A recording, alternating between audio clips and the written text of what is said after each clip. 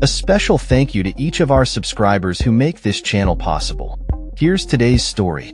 In a significant escalation of military and diplomatic tensions, Israel has expressed confidence that deeply buried stocks of enriched uranium at an Iranian nuclear facility, which were targeted by recent U.S. airstrikes, are potentially retrievable. This assertion comes from a senior Israeli official who spoke on the condition of anonymity. The U.S. military's involvement in these strikes marks a pivotal moment in the ongoing conflict between Israel and Iran, as the United States aimed to dismantle Iran's nuclear capabilities amid fears of a potential nuclear weapon development. The U.S. military utilized advanced B-2 stealth bombers to target key Iranian sites, including Fordo and Natanz, which are critical to Iran's nuclear program. However, initial assessments from U.S. intelligence agencies have indicated that while the strikes caused substantial damage, they did not completely obliterate the facilities as claimed by President Donald Trump. The Defense Intelligence Agency's preliminary report acknowledged significant damage but noted that the nuclear sites remain operational to some extent.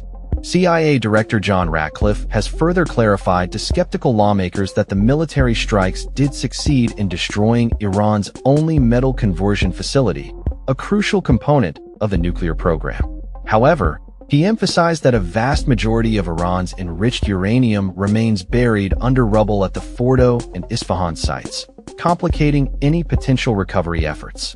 Israeli assessments indicate that Iran's enriched uranium is distributed across 3 primary sites, and there are concerns that Iranian authorities could have relocated these stockpiles to avoid detection during the strikes.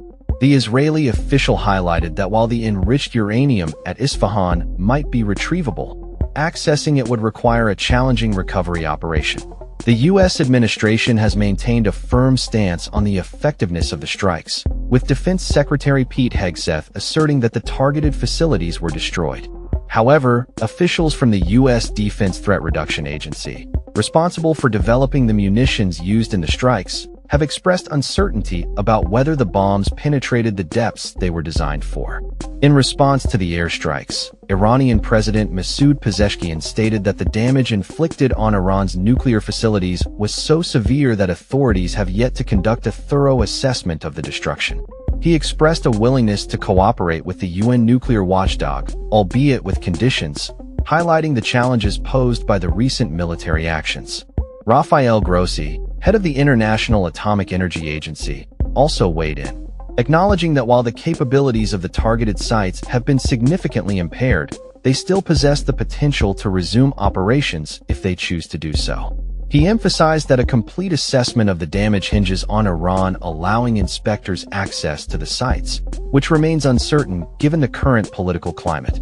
As the situation unfolds, the international community watches closely, with concerns about the implications of these military actions on regional stability and nuclear non-proliferation efforts. The ongoing dialogue between Iran and the U.S. remains fraught with tension, and the future of Iran's nuclear program hangs in a precarious balance. The potential for further escalation looms large as both nations navigate the complex landscape of diplomacy and military engagement. The coming weeks will be crucial in determining the trajectory of U.S.-Iran relations and the broader implications for global security. That's all for this story.